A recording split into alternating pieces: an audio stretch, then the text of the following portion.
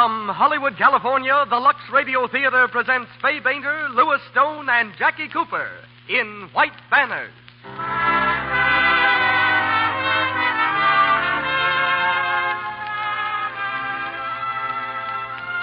Lux presents Hollywood. You'll find more than drama in tonight's play. You'll find a triumphant answer to some of life's greatest problems. An answer presented by an unassuming woman who shows us how the road of defeat can lead to victory. Screened by Warner Brothers, our play stars Fay Bainter, Louis Stone, and Jackie Cooper. Conway P. Coe, United States Commissioner of Patents, is tonight's special guest, and Louis Silvers conducts our music.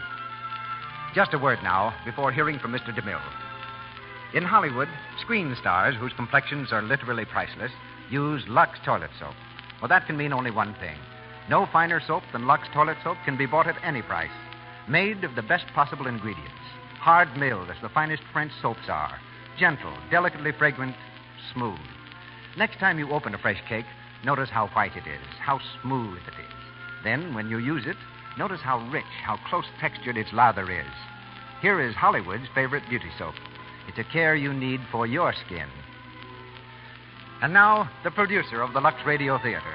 Ladies and gentlemen, Mr. Cecil B. DeMille.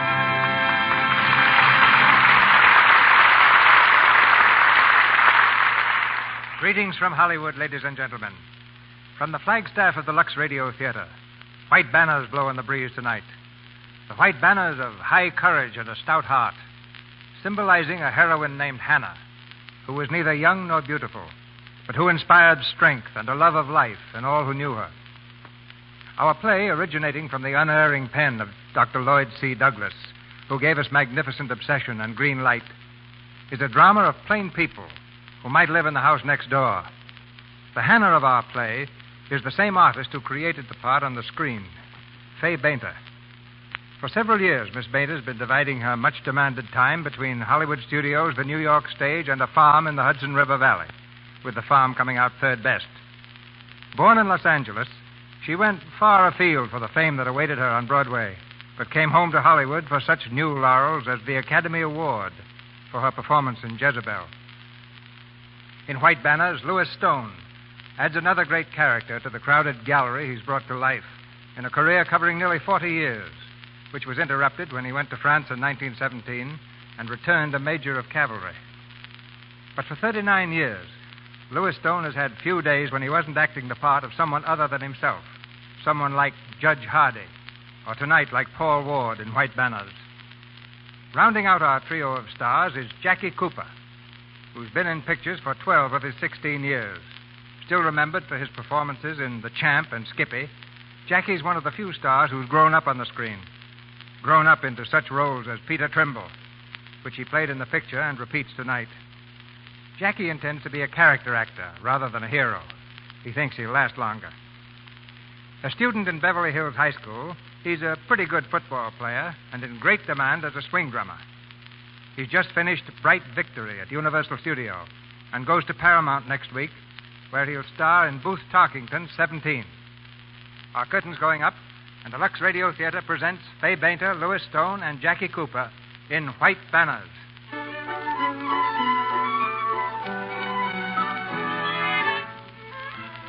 The little town of Middale in New England.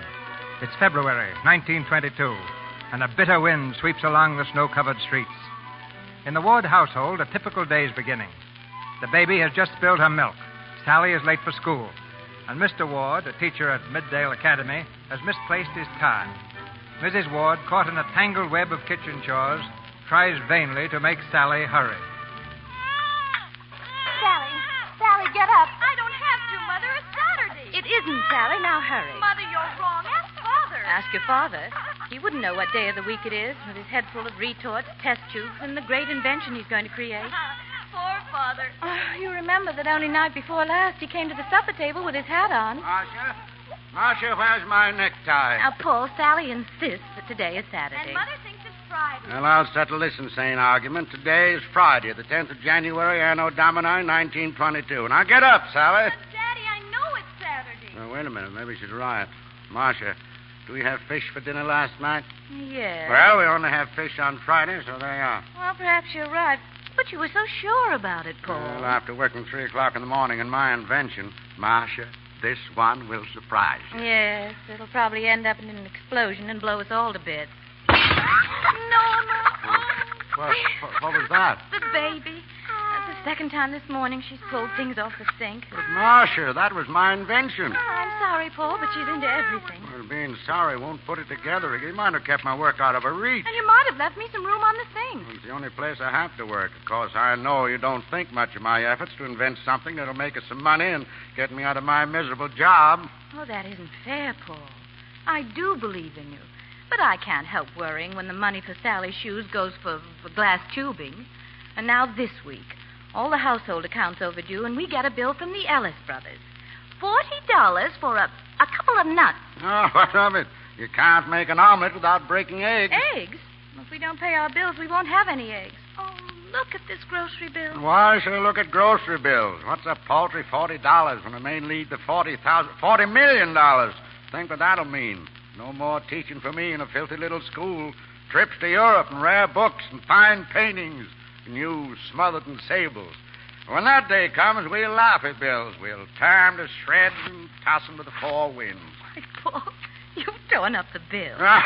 You can always get more bills. Oh, Paul, you're crazy. But you're sweet. Oh, Mother, hurry. Breakfast is Friday after all. Here's the paper. What, Friday? But the fish. Canned salmon. It was on special. Good Lord. Hurry, darling. Hurry. You'll be late. Late, I'm late right now. Where's my necktie? Here, dear. Here. Now, tie it on the way. Oh, goodbye, dear. I never saw it to fail any time I think. Oh, dear. Sally, I could slap you. Now, pick up that mess there and hand me the eggs. You know, Mother, you're not looking well. Did you see Dr. Thompson yesterday? Yes, dear. What did he say? Rest more, sleep more, fresh air, take a tonic, take a trip. Oh, Mother, I'm worried about you. So is Daddy. Why? Oh, you're getting so jumpy every morning. Every morning's just another day. A little more muddle, a few more bills. Oh, well, don't worry. It'll all come out in the wash. Yes, perhaps.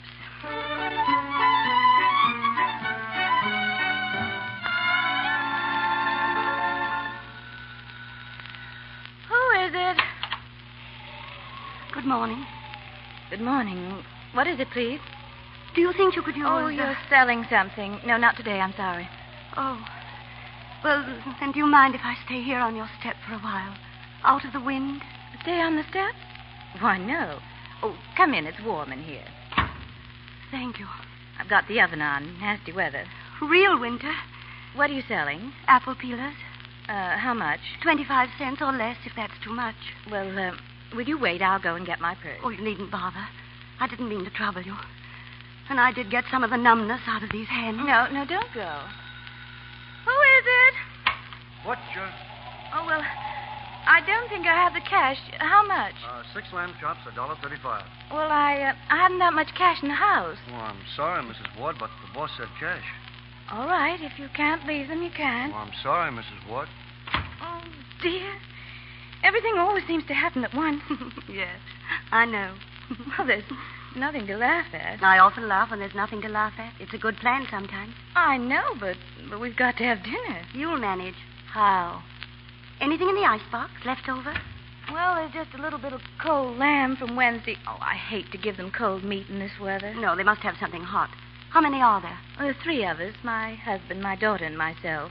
You could make a meat pie out of this. Is there enough? Oh, it doesn't have to be all meat. Have you any onions, carrots? Oh, yes, we have those.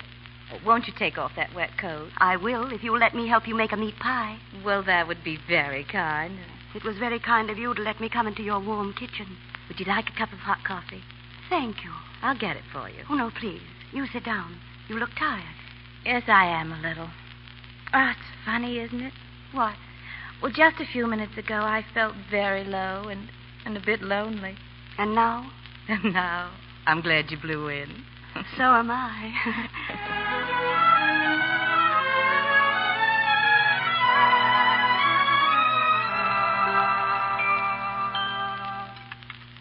Marcia, who's that woman in the kitchen? Her name's Hannah. Hannah? Hannah who? I haven't got that far. She made the pie. But I don't... Here she comes. There's more vegetables if you want. Oh, thank you, Hannah. Well, Sally, how was school today? All right. Oh, Mrs. Hannah, My wife tells me you made this pie. Yes, I did. Well, may I say it's delicious? Thank you.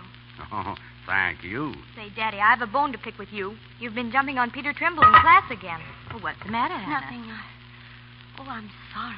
It's all right, Hannah. It didn't break. Excuse me. Marcia, she's not staying, is she?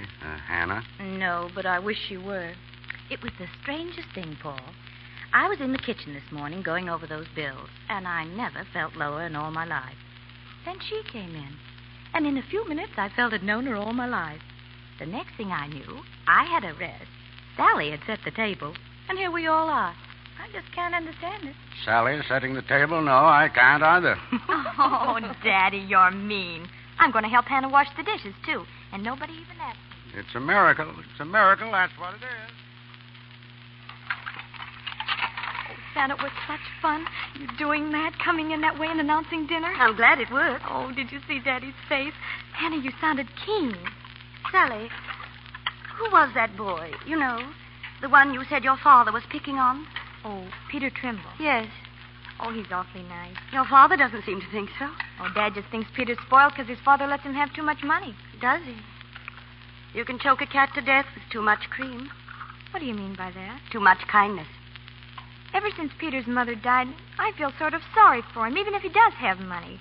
Because, well, a boy needs a woman to sort of bring out the nicer things in him. Don't you think so, Hannah? I think you're a very wise little girl, Sally. Yes, boys do. What do you folks have for breakfast? Oh, just the usual stuff. Cereal, eggs, toast. Why do you ask? I just thought maybe I'd have time to fix breakfast for you in the morning before I leave.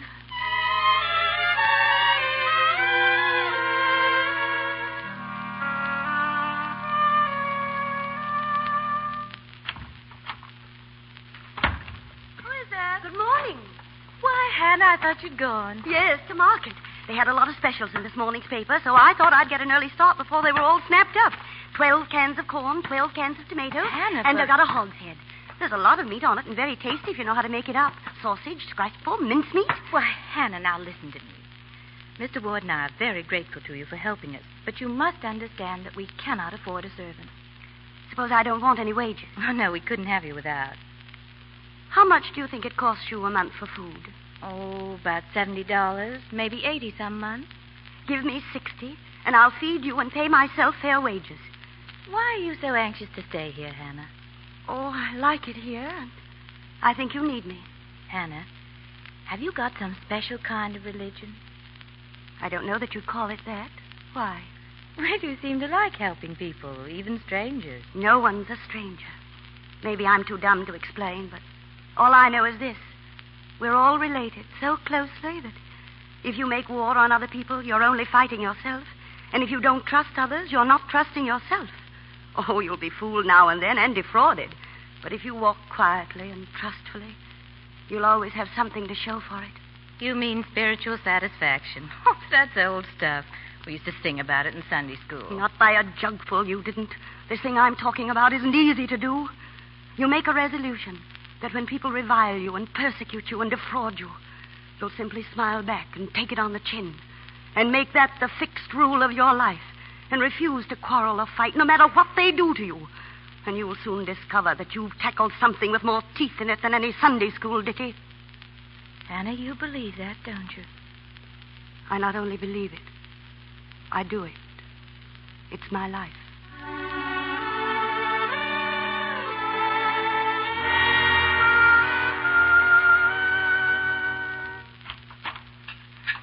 Marcia, that you in the cellar? No, Mr. Ward, it's me.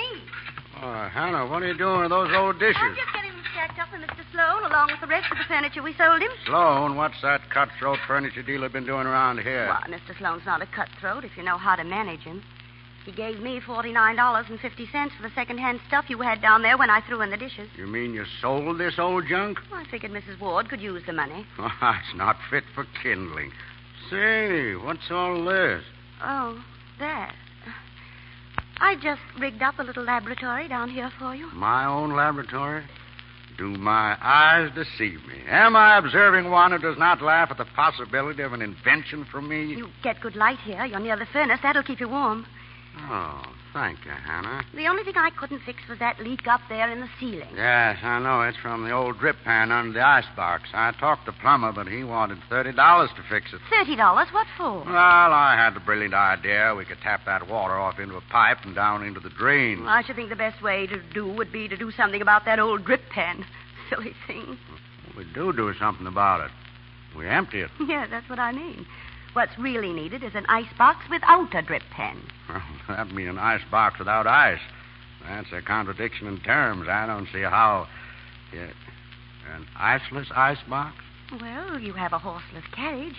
There must be some chemicals or something that could make things cold. Well, you can freeze things by compressed air or ammonia, but how could you get it into an icebox? Maybe you could. Yeah, maybe you could. Yes, you can make a cold storage plant in miniature. Your icebox is a cold chamber, and you connect your miniature refrigerating plant by tubing, and... Well, wouldn't it be marvelous? Wouldn't it? I'm frightened. What of? Oh, another disappointment. Disappointments are bad things, that is, of course, unless you make use of them. Make use of a disappointment? Well, I don't see well, how... you know, sometimes a disappointment closes a door in a person's face, and then he looks about for some other door, opens it, and get something better than he'd been hunting for in the first place. Don't forget, they do say victory. Real victory is built on defeats. Hannah, what is it about you? Something in the way you speak and the way you look. Something that gives courage. You can't draw courage from someone else. It's in yourself, deep down inside. But you must trust yourself and have faith. Don't let fear stop you, or ridicule, or poverty, because you're stronger than those things. You have a mind and a heart and a will to do. Yeah? I want to start right now on this idea. I'll leave you alone then. Good night, Mr. Ward. Good night, Hannah.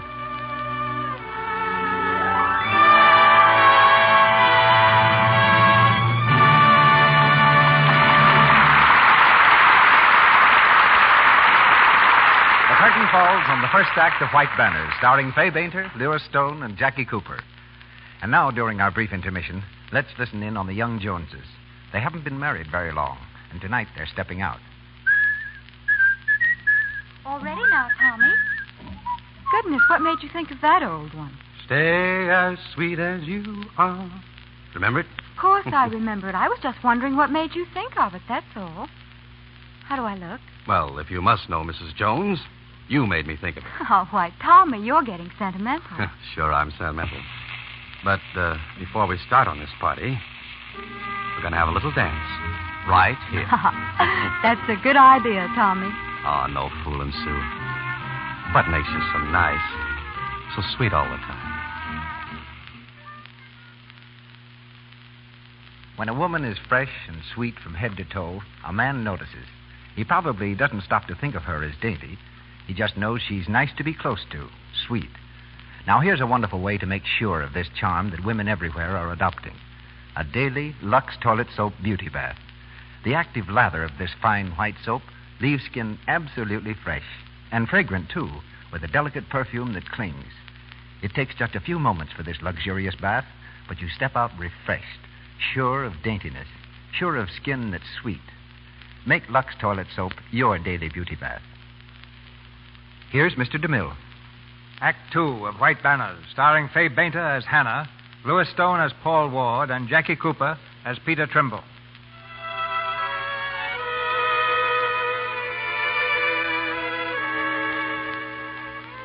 A few days have passed since Hannah came out of the storm and into the Ward's life. A new peace has settled over the house since her arrival. But for all her love and gentleness, there's something mysterious about Hannah. Something having to do with Peter Trimble, one of Mr. Ward's pupils. Peter is a problem, but Hannah has persuaded the teacher to make the boy his friend instead of punishing him as he'd planned. It's evening, and in the basement laboratory, Peter stands twisting his hat in his hands. Mr. Ward looks up from his work and sees him. Well, good evening, Trimble. Good evening, sir. You don't like this idea of giving up your evenings, do you, Peter? What did you want me to do, sir? Before I tell you, suppose we drop this classroom attitude. If we're going to work together, might as well be friends. Work together? Well, I thought you might be able to help me in my invention. My asking you here was pure selfishness. My first idea was to give you some extra homework, chemistry problems. And then my Machiavellian mind evolved a brilliant idea. This boy, I said to myself, is really a brilliant chemistry student. Why waste his ability on useless homework? Why not make him help me with my problems? Why not discipline Peter to pay Paul? You're really inventing something. Well, looks like it, doesn't it? Yeah, refrigeration. Oh, something like a commercial plant, isn't it? Well, in a way, Peter, but just imagine. Every home could have it. An ice box without ice, without drip pan, and all that mess. Now, we make a miniature plant in the basement, connected with pipes to the kitchen ice box above, turn on a switch, and the housewife can have her own cold ice box without ice. Gee, that is an idea, isn't it? Peter, do you get a kick out of it? I sure do, sir. Oh, if it works out, we'll have something that every home must have. And fame and fortune will be ours. Well, are we partners? Oh, yes, sir. This is exciting. Well, don't get excited enough to tell anyone. Someone might steal this, and it's got to be kept secret. Oh, you can trust me, Mr. Ward. We are, then, colleagues, scientists working together. Oh, yes, sir. Good. Now, suppose we get to work. Just take a look at these plans. Oh, is that Peter Trimble down there? Yes, it's Peter. Oh, I get it, sure. Oh, it's nice hearing a boy's laughter in the house, isn't it? Yes, that's just what I was thinking.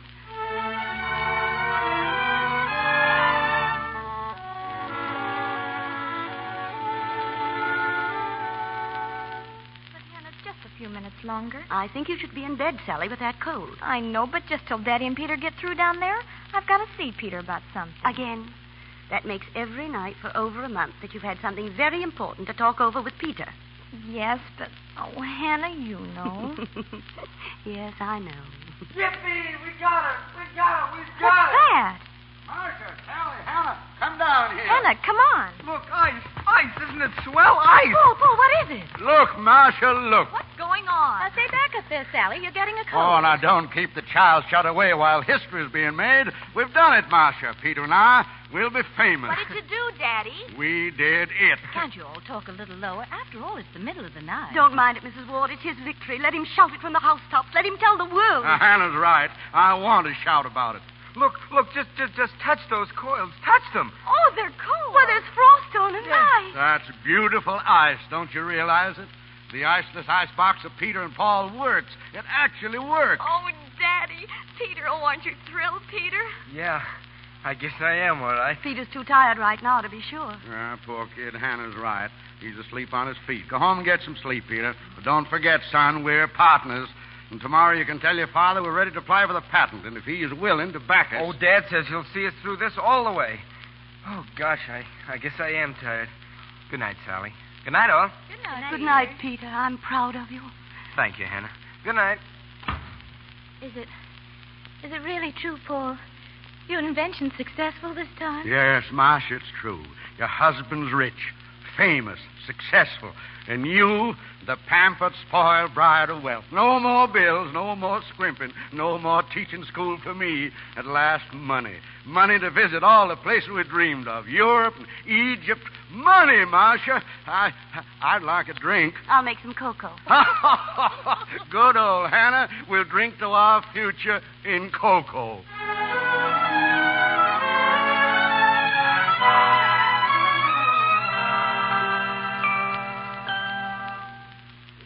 When she went out, didn't she look swish with that new evening dress? She looked lovely, dear.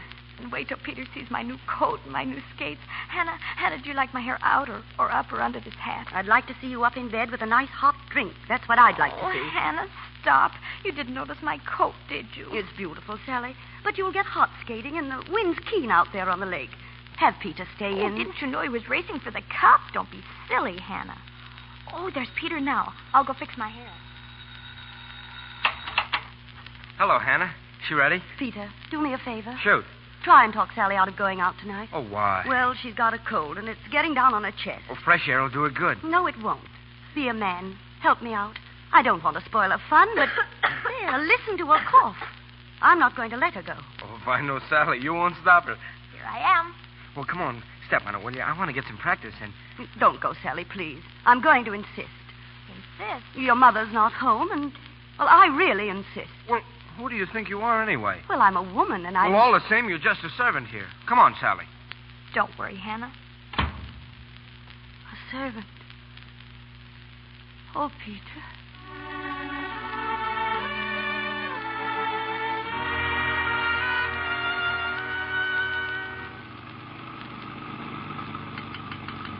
Is the house, mister? Yeah. Well, here you are, driver. And keep the change. Thank you, sir. Oh, wasn't it luxurious, Paul? Riding in a cab. I got such a comfortable feeling. That's the champagne. Oh, there's a light on, Paul. Hannah must be waiting up for us. Mrs. Ward, I've been waiting up. Ah, good old Hannah welcoming the prodigals. Hannah, Mrs. Ward and I have been out spending our royalties in advance. I got the hot water bottles, Hannah. Oh. My partner. Well, what are you doing here at this hour, Peter? Water bottles. Hannah, what's happened? Sally's all right. She's in bed, that's all. In bed? What happened? Sally went through the ice. It was all my fault. Sally! Sally! Oh, Paul, come with me. Oh, don't worry, Marcia. Don't worry. Hannah, Yes, Peter? if she gets sick, they'll blame me. And they're right. It was my fault. No, Peter, it wasn't anyone's fault. Oh, Hannah, I was awful fresh with you when you didn't want her to go. I'm sorry. Oh, Peter.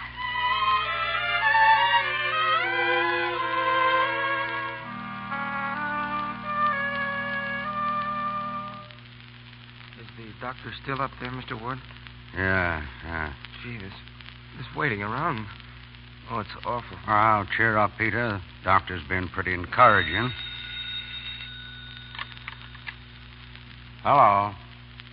Oh, hello, Mr. Trimble. Yes, he's here. Oh, he's fine. What? Oh, they're dead? From Washington? Well, that's impossible. They couldn't. The Ellis brothers? Yes, they made some parts for us, but they never saw the drawings or the model. No. Oh. All right, I'll see you in the morning.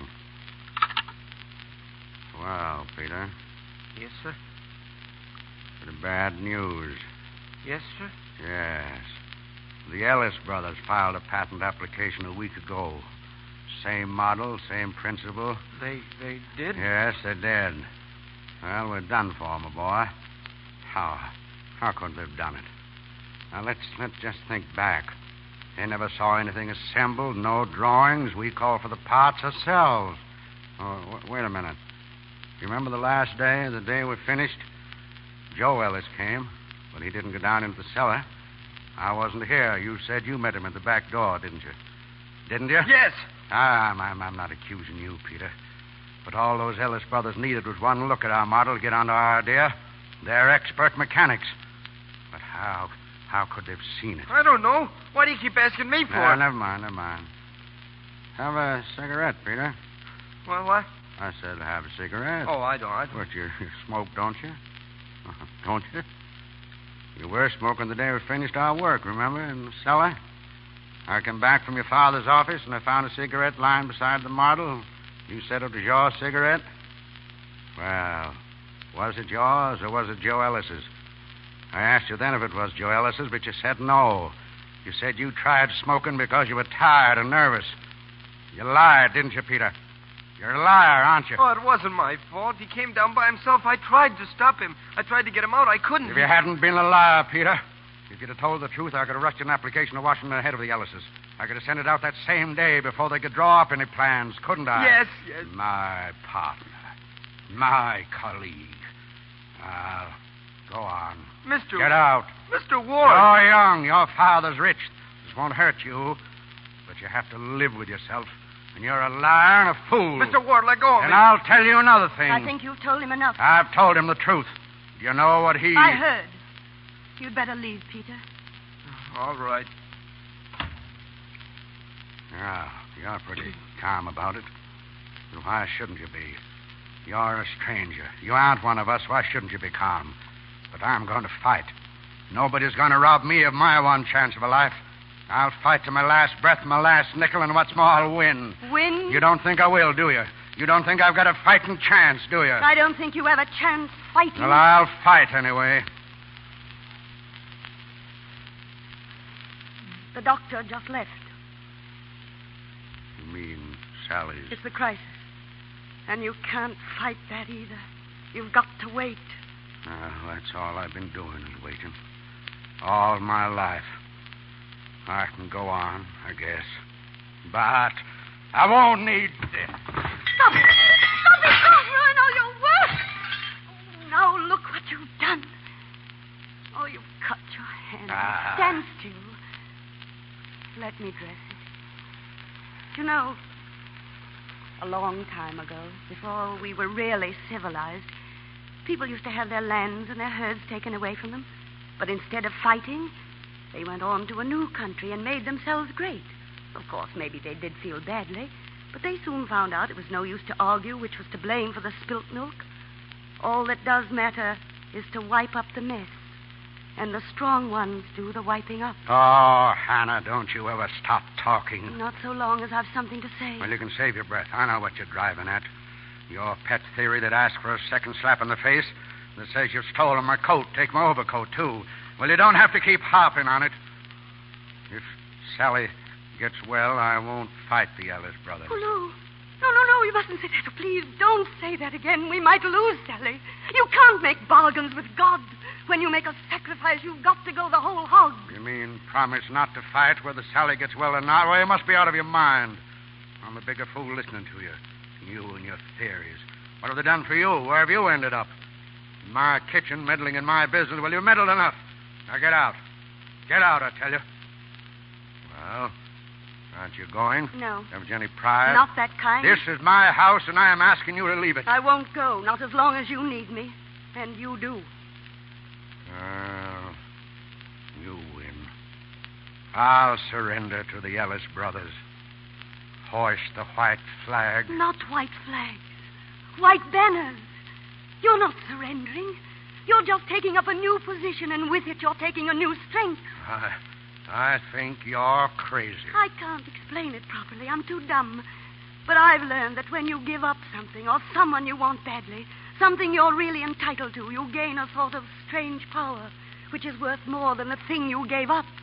You honestly believe in all this, Hannah, don't you? Yes. I wish I could. That's not what matters. Some belief is cheap and doesn't cost you anything. But you're pledging yourself to something that's apt to cost you everything. Sally may be saved, but you mustn't count on that. You've got to keep right on trusting no matter what happens. Oh! Well, Marcia, what is it? It's Sally. What? Marcia, is she... Paul, come quick.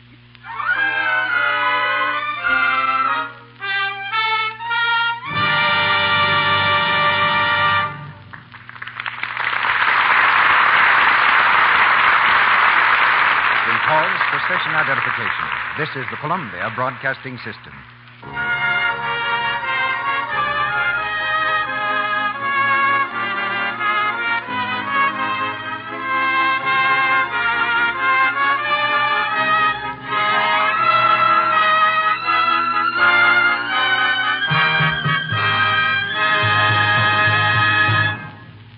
Before our stars bring us Act 3 of White Banners, we'll have a short intermission, during which we'll hear from the evening's special guest. But first, here's a suggestion about the product behind the Lux Radio Theater. Nothing means more to a woman than the smooth, natural beauty of her complexion. Nothing is more important than to keep that beauty. And so it's foolish, very foolish, to be careless about cosmetic skin. So often, without being at all conscious of it, a woman fails to take proper care of her skin, actually fails to clean it properly. Then, when pores become choked, cosmetic skin may develop.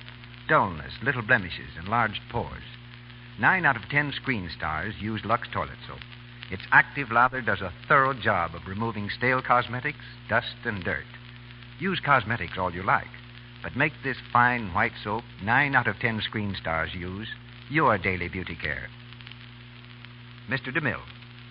I suppose almost everyone, at one time or another, has had a bright idea which caused people to ask them, why don't you get it patented? Our guest tonight is the man best qualified in all the United States to tell you whether your $1 million idea is really something new under the sun. Conway P. Coe is United States Commissioner of Patents, head of the government's patent office. And it's a pleasure to take you to Washington, D.C. to meet Commissioner Coe. Thank you, Mr. DeMille. I am glad to meet your audience and tell them that the disappointment and grief of Professor Ward, Peter, and Hannah were due to their belief that all was lost to them because the Ellis brothers had already applied for a patent. It was their unfamiliarity with our patent system that caused all the trouble. If the professor had only filed an application after discovering the treachery of the Ellis brothers, the machinery of the patent office would have begun to function. Both he and the Ellis brothers would have been asked to explain the origin of the invention, and under the circumstances revealed in the play, he would have triumphed, and the impostors might have been punished under the criminal laws for falsely swearing that they were the originators of the idea. In the United States, a patent is granted to the first inventor, and not, as in many foreign countries, to the first to file an application. So then, had Hannah, the professor, and Peter been more open about their invention, they would have been saved their heartaches. Maybe you don't know it, but the very word patent itself comes from the Latin meaning open. While it is true a patent reveals an invention, it also protects the inventor. A secret invention, on the contrary, is without the protection which its disclosure, in accordance with the law, would give it. 150 years ago, before the Patent Office existed, an inventor had to work in secret for his own protection. But now secrecy is wholly unnecessary, and, as the play reveals, may be ruinous to the creator. Americans can take pride in the fact that their patent office is the best in the world. We encourage our people to apply for patents covering their inventions, and enough of them do to require a staff of more than 1,300 trained employees to pass upon the patentability of new ideas. If inventors would only take the precaution to apply for and obtain letters patents on their creations, the law would protect them.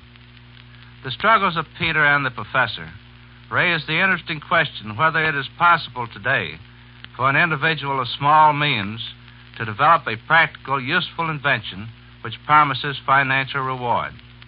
Can such an individual hope to compete with the trained engineers employed in the laboratories of the great corporations who provide endless resources and the most modern laboratory equipment for research? The facts clearly indicate that the day of the individual inventor has not vanished, and that he repeatedly comes forth with valuable ideas which contribute to our comfort and to the scientific progress. Men and women in the strata and circumstances of the characters in your play are still assisting in the solution of many vital problems and contributing to the greatness of our nation. Right now, though, I want to hear what the professor and Peter will do next. They are working to better the lives of that huge public we all serve, whether by inventing, as they do, protecting new creations, as the Patent Office does, or by presenting excellent entertainment, Mr. DeMille, as you do. Thank you, Commissioner. You'll hear from us just as soon as we build that better mousetrap.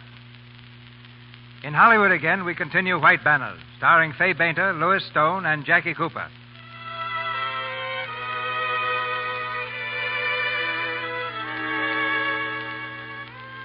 It's 5 o'clock the following morning. Upstairs in her tiny bedroom, Sally fights desperately for life. The morning is biting cold, and on the gray street, a shadow moves slowly back and forth, stopping now and then to gaze up at Sally's window. Hannah comes from the house and calls quietly. Peter? Peter Trimble, is that you? Yes, it's me. Why, Peter? Oh, I just happened to be passing by and saw the doctor's cars. I see. I thought I'd wait and ask you. How Sally was? Yes. Is she all right? We're hoping she is. You'd better come inside. No, I'd rather stay out here. Isn't it too cold? No. You're shivering, Peter. No, I don't feel it. Well, men are like that. Strong. Able to stand things. I need to be around someone like that just now. But you weren't ever frightened of anything, are you? Oh, I've been afraid of most everything one time or another. You see, women are naturally weak and timid, easily led, especially by someone they look up to. That's why men have to be brave and strong to protect them. And a man can be gentle, too, without losing any of his manliness. Did you ever stop to think what the word gentleman means? It means a gentleman. A man who thinks of others before himself. As you're doing now. Thinking of us and our trouble. Hannah, the light's gone out up there. She's past the crisis. You mean she's out of danger? Yes. Whatever's happened, she's out of danger. Here's the doctor. He'll tell us. Dr. Thompson. Oh, you still up, Hannah? Sally, is she... She's going to be all right. Now, you go to bed and get some sleep. Nearly daylight. She's going to be all right. She's going to be all right. Yes, Peter. And you can cry now if you want to. Oh, Hannah. Hannah. A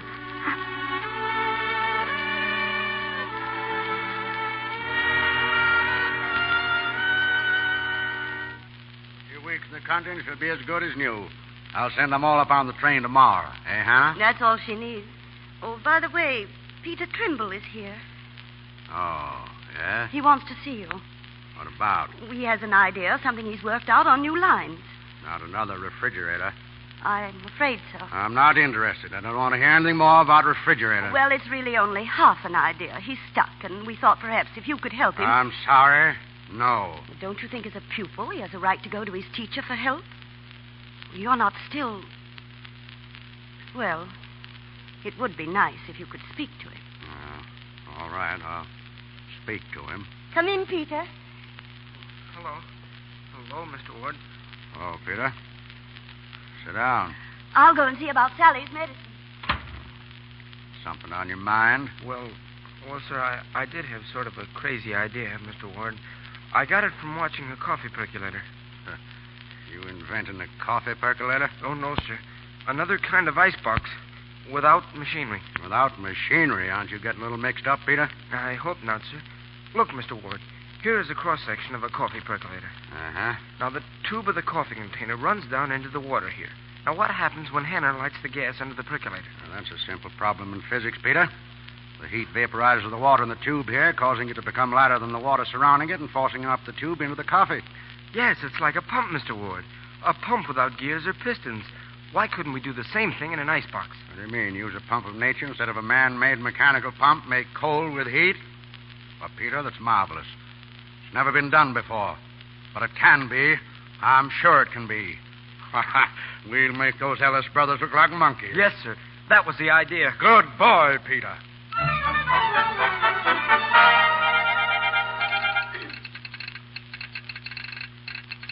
Straight wire to Mr. Sam Trimble, Congress Hotel, Chicago, Illinois. Model of new gas icebox completed. Could come to Chicago to demonstrate to Bradford, or is there chance of bringing him here? Advise at once. Regards, Paul Ward.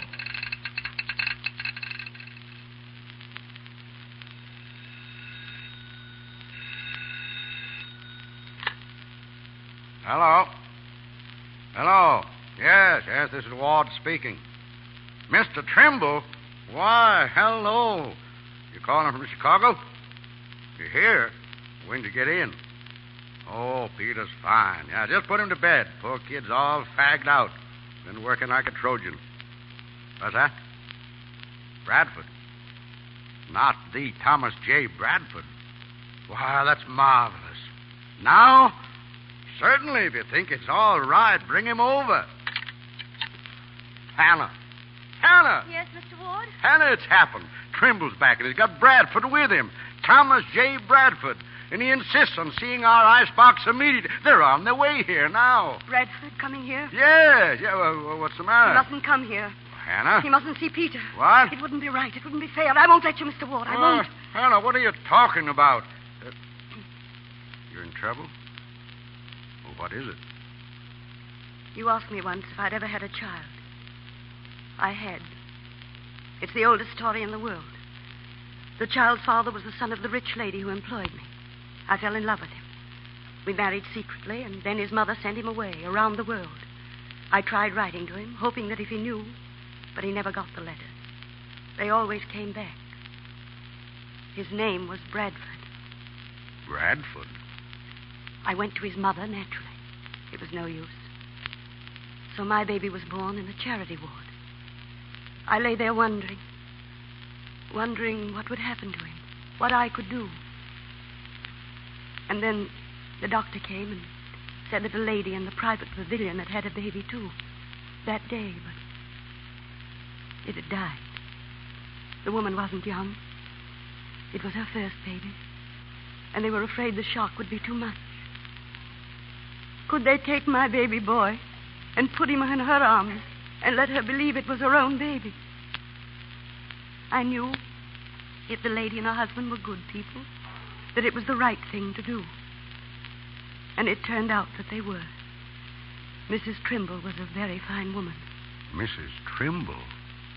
Not Peter? Yes. Peter Trimble is my boy. But his mother never knew, and he mustn't know. That's why Bradford must never see him.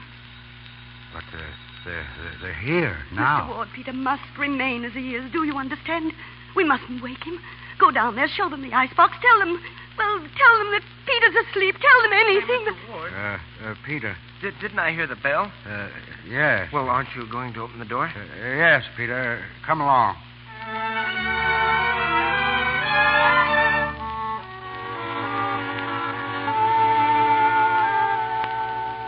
And you see, we only got it finished tonight, Mr. Bradford. Been having some trouble with the valves. Did you fix it? Oh, sure. Runs smooth as silk now, Mr. Bradford. Doesn't it, Mr. Ward? Yes. Now, here are the plans, Mr. Bradford. I wonder if you would excuse me a minute. I want to get my pipe. I left it in my coat. Oh, I'll get it. No, please. I'll be right back. Hannah, I thought you'd want to see me. it's been a long time. Yes, it has, Tom. I knew you right away, as soon as I came tonight. Did you? That's our boy, isn't it, Hannah? Peter is our son. Yes. It was the strangest thing. Trimble himself told me. You see, as long as his wife was alive, they couldn't legally adopt Peter. And he's been worrying ever since his wife died about what would happen to the boy if anything... Well, if he went on. He confided in me and asked me to arrange the details. I thought nothing of it. He's an old friend of mine, and the lawyers were drawing up the papers. Of guardianship? Yes. And when they came to the name of the mother, it was your name. You came to take him. Naturally. You can't. Why not? I have every right. I don't think you have. Oh, I won't try now to explain or apologize. Those were other days. I played hard, and I smashed up. I've had everything, and nothing. I've been very lonely. And then, out of the blue, I suddenly found there was something alive, of flesh and blood that's mine. That I have a boy, a son, and Hannah, he's a fine kid. You haven't found the boy. He doesn't know about me. He mustn't know about you. But I need him, Hannah. You can't hate me enough to deny me this one chance of happiness. I don't hate you, Tom, but it's too late. Do you think we could ever pick up and go on? I mean, the three of us? I don't know if I could make up to you for all I've left undone, but I would try. And I could give Peter every advantage. Money, power, everything. Everything. The everything that destroyed you. Oh, don't you see, Tom, it's no longer a question of you or me. Our duty is to think of him. Could you bring yourself to say to that boy, your name is not Peter Trimble. You haven't a name. The man you love and look up to as your father is not your father. That woman whom you loved as your mother was not your mother. Your real father abandoned you before you were born, and your mother was a servant in the house. You were a nameless child in a charity ward. Could you? No, you couldn't, and you won't do this to him. I warn you, don't cry. Hannah. Oh, Mr. Ward, if you would be kind enough to No, leave this... please, he's my friend. When I heard you were coming here, I told him everything. Oh, I see. Well, then perhaps you'll try to make Hannah see things the way I do, Mr. Ward. And how's that? I want to take Peter. I want my son. Hannah, Do you think it's right? Do you? I don't know. But I do. I won't let him smash Peter like he did himself. I can't. I'll lie. I'll perjure myself. I'll deny that Peter belongs to him. I'll fight him. I'll fight him. Hannah, can you? Honestly? You taught me once not to fight. You gave me a new position, new strength. White banners, you remember. Don't you, Hannah? You keep out of this. You're only an outsider. I told you that once, too, Hannah. But it isn't your child that's in danger. It's mine. Sally was in danger. You told me I wouldn't stand a chance fighting. Now, Hannah, don't do this to yourself. Your faith's in danger. The faith you've built up in all of us. Are you going to let it die? All right. I won't fight. Do you want to see him now, Tom? Yes. Peter? Peter, come in here. Well, just a minute. Yes, Hannah. Peter, Mr. Bradford has something to say to you. Oh, I thought you were coming in to see the icebox. What's the matter, Mr. Ward? Is anything wrong? No. Well, don't you want to see the icebox, Mr. Bradford? Well, yes. Of course, Peter. Well, then, shall we go? Come here, son. Yes, sir. Peter, I want to tell you Yes, sir. I think your invention will be a great success. The plans look good, and you and Mr. Ward will probably make a good bit of money. I'll see that your interests are protected. Now I've got to go. I'll send a contract from Chicago. A contract? You mean you're leaving now? Yes. Good night. Oh, good night, Mr. Bradford. Thanks. It's all right, Peter. Night. I'll let you out, Mr. Bradford. He didn't tell him. He didn't tell him. No, and he won't now. You've won, Hannah. Another victory built on defeat.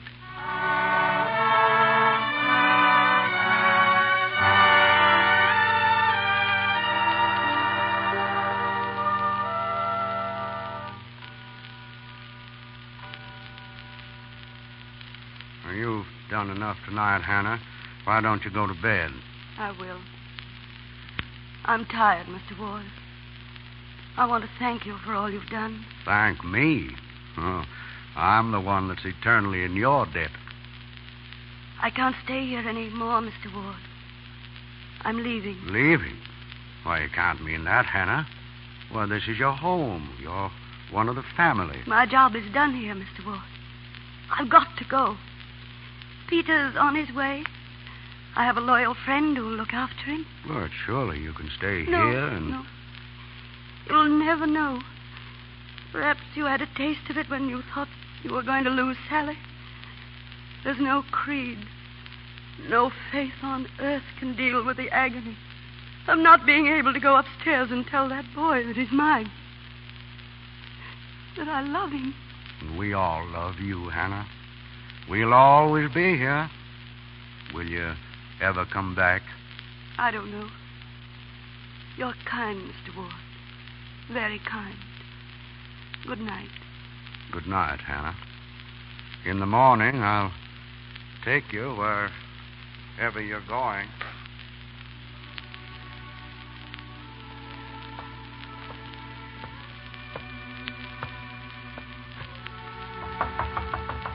Peter, are you asleep?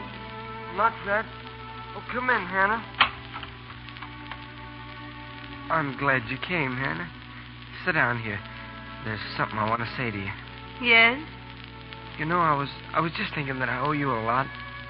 I never did get to thank you for all you've done for me. You know, that time with Sally, and then with the icebox. You kind of like going around helping people. I like helping you, Peter. Thanks. Hannah, would you think I'm a sissy if I told you something? Of course not. Well, you're sitting here like this reminded me. What is it, Peter? Well, I'd no sooner get into bed and my mother'd come in just like you did. She'd sit right down here alongside of me and she'd rumple my hair and then she'd tuck me into bed.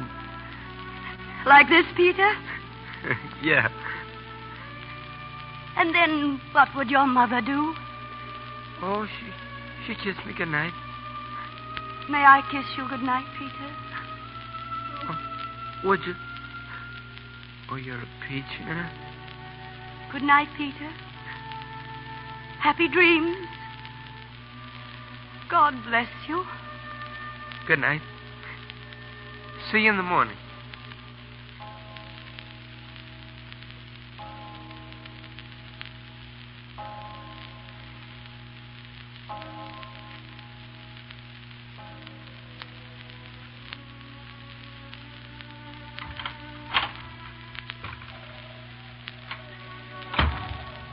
Morning, Miss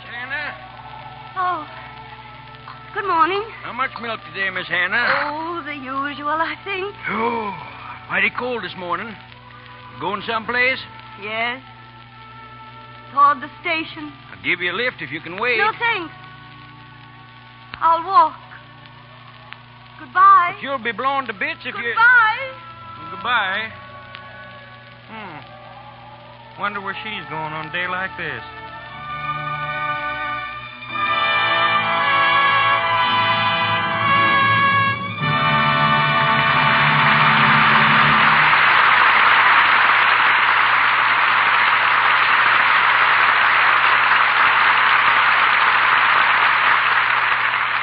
We've just left Hannah leaving Middale. But we won't let Fay Bainter leave our stage until she joins Louis Stone and Jackie Cooper and answers a couple of questions. I want to find out what they think of plays like White Banners, plays with a message. Miss Bainter. Well, if they can all be like White Banners, Mr. DeMille, I'm tremendously in favor of them. What do you think, Louis? Well, the play's first purpose is to entertain.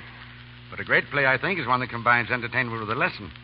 The man who wrote tonight's story, Lloyd Douglas, has that happy faculty, and we need more teachers like Dr. Douglas. Let's hear from the high school division.